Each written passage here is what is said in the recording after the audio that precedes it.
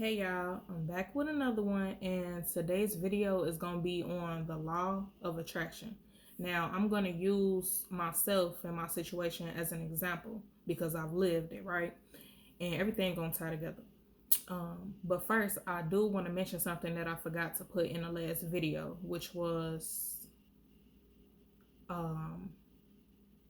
teaching our youth how to marry. I'm not saying it exactly how I titled it, but y'all get me. But what I failed to mention was that in order to give godly advice to our youth, and I'm also reading from my phone, y'all, because I had wrote down a whole lot, and I gotta make sure I'm hitting everything how it need to be hit. Y'all know me. Okay, sorry. In order to give godly advice to our youth, or anyone for that matter, we have to be living proof, which means we need to be practicing what we're preaching. Otherwise, it's hypocritical, which is a sin.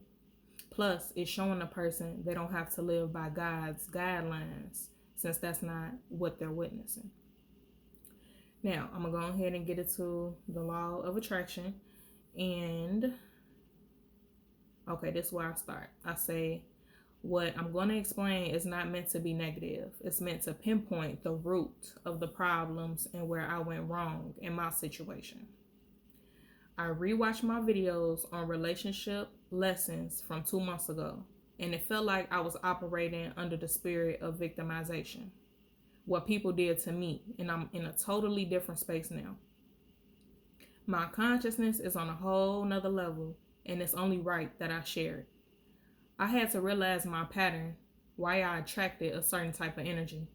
I realized I lacked self-love, self-worth, self-trust, self-honor, and I was operating in fear and ego.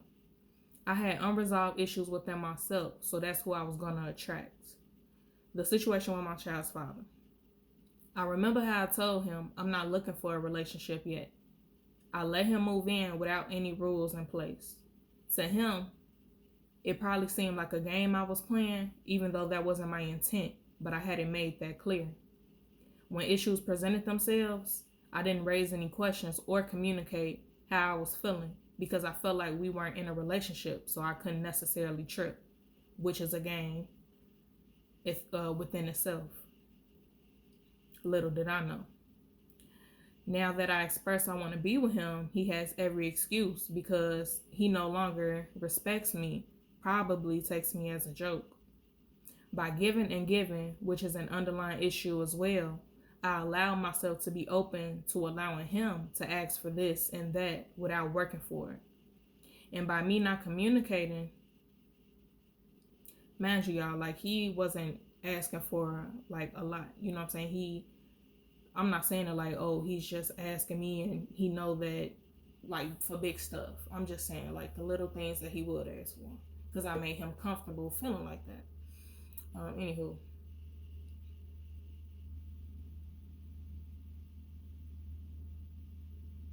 And by me not communicating, it probably made him feel like I didn't care about him and I was doing me, so he's going to do him. By me not being open to receiving and being overly independent, that didn't give him room to be who God made him to be, which is a man. I enabled his behavior of not doing what he needed to do and just helped him wherever he lacked. At the same time, he's a grown man. I shouldn't have had to tell him what needed to be done. That was my thinking. I didn't listen to the hints he was throwing out, nor did I speak up when he was acting weird. All I wanted was him to lead. All I wanted was for him to lead, but how can a man lead in something that he did not build? How can he lead when he isn't whole himself? I didn't know what I wanted in the beginning, how that would look or feel. What I grew up in was pure chaos. And if you watch my childhood trauma videos, you know what had went on. And even though my dad was married and I never seen any toxicity in their union, not to say that it won't be issues, but it was still the matter that I was with my mama majority of the time. And that's what overruled the games and chaos. All I knew was I didn't want to live like that, but I didn't know how to pursue a healthy relationship. And y'all, I realized like this is an example of the first floor per Iyanla's book. When I had, spoke about what I was reading and how Iyanla was talking about it, how she basically referred to the situations as a house. You got your basement, your first floor, second, third, and your attic, which is enlightenment, where now now you're able to look back on everything you did wrong and how far you came and stuff like that. So this will be the first floor for me because I knew what I wanted. I knew what I didn't want to a certain extent. However, I didn't know how to make that happen. So that's that. And obviously he didn't either, because he would have been able to guide me instead of playing the game of going with the flow. So that's who I attracted, a broken, hurt, fearful to name the least individual like myself. We gave each other 2.5 years of each other's time. I wonder why, if he was unhappy, why didn't he just leave? Spirit led me to the fact that his relationship with God or himself wasn't strong enough to believe that God wouldn't let him go without if he just took that leap of faith. He hadn't fully surrendered. So ladies, understand that a man will stay because it's in his best benefit at the moment until a better situation comes along or until he gets on his feet. Understand, he's not staying for your sake per se. It's not always the case. And I'm not saying this emotionally, it's just facts. And I don't want anyone to be foolish like I was. So towards the end, I felt the demons taking over. I no longer felt safe and secure with him. I wasn't able to communicate at all. It was a stronghold that had taken over me. We both were living in ego, refusing to do the right thing, which would start at communicating. His daughter, she had used the bathroom on herself. She did a number 1 on herself one day out of nowhere, and I asked her why, and she said it was because she was scared. Mind you, it's daytime, so in our head it's like it's no reason for her to be scared. Like, what's going on? Why would you do that? But later on I realized that because we allowed the demons to take over unknowingly, of course, they were messing with his baby girl. That's how deep this stuff gets, y'all. Everything was out of order. I also feel like whatever women or woman he may have been talking about me to put things in his ear that were 9 times out of 10 false. Now he's allowing God knows what ever spirit into the home because of what the person is putting in his head. That's why I say be slow to ask others for advice. Seek God wisdom first. I made a video on that too. Lastly, I felt like the spirit that was operating within him wanted to see me fail, wanted to see me fall, crash, self-destruct. I was holding on to little faith that things would get better since we have a child together now. Another foolish thought. Faith without action leaves you stuck as time just goes by.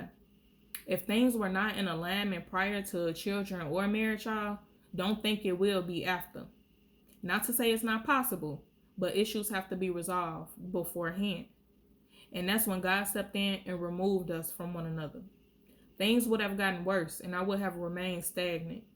I could have asked him to leave instead of kicking him out, but in a moment I couldn't bear another second, which I do apologize for.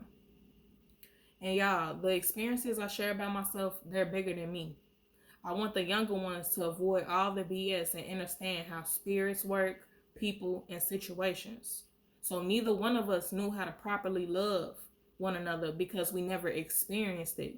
Love is unconditional, and everything we do has to come from a place of love. Otherwise, it's fake. Love doesn't hurt. I don't care what anyone says. And I may be wrong to speak for him, but that's how I see it.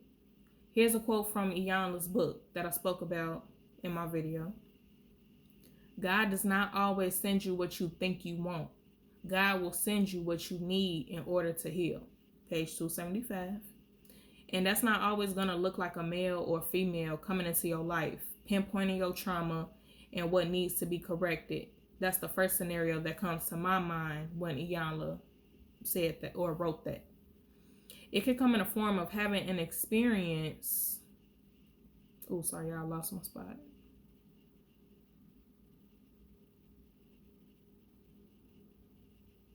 Oh, wow.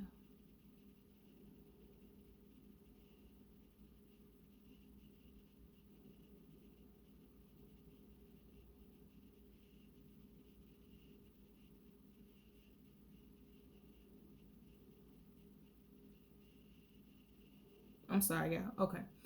It can come in the form of having an experience with someone similar to you and you so called get hurt, even though we cause ourselves pain, because that's not God's intent. But that pain should push you to surrender and do the work. Get closer with God and spirituality like it did for me. Now, that's not always the case, y'all. Some people go into depression and, have anger issues and get the drinking and doing drugs and just, fall because it's just they don't want to deal with what they had just experienced. They don't know how to deal with it. Either or. So I needed my child's father. I needed that experience because it taught me what I needed to work on, to know what I do want and what I need to change within me to attract it once it's that time. This was a life lesson, which I will have within me forever. Plus, even though we are very different, we were very similar, and life is about balance. Hopefully that makes sense. We need people to compliment us. So basically, we kind of do want people, you one way, so you would want to attract like the opposite of you, because that would be balance. You don't want two of the same people. It's not always going to work. I'll say it like that. So I gave an example. I can't stand a show off. Like, be humble, because I'm humble. But if I was with someone with that characteristic, to them, it's a way that they show their achievements.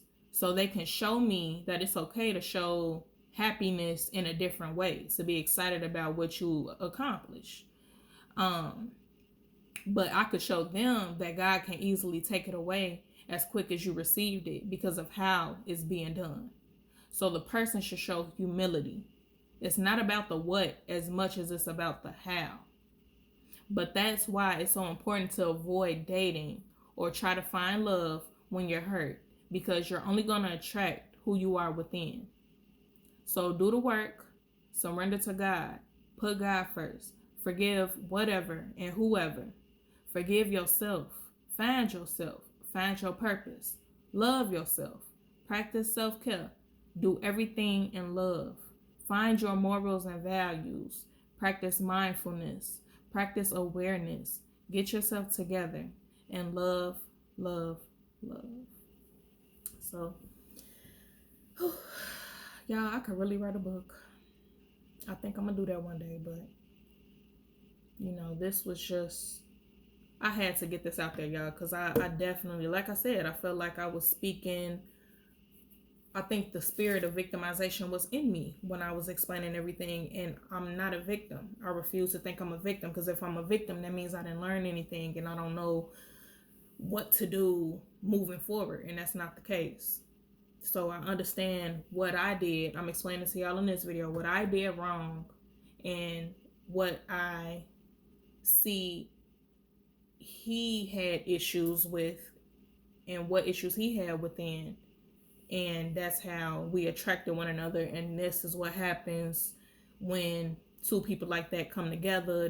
This what it turned out to be. Not that it's going to be everybody's situation, but this is how it looks. And in order to avoid that, do the work. Love yourself. Everything I just named, y'all. So, like I always say, God is waiting on you. You're the only one playing. Till next time. Love y'all.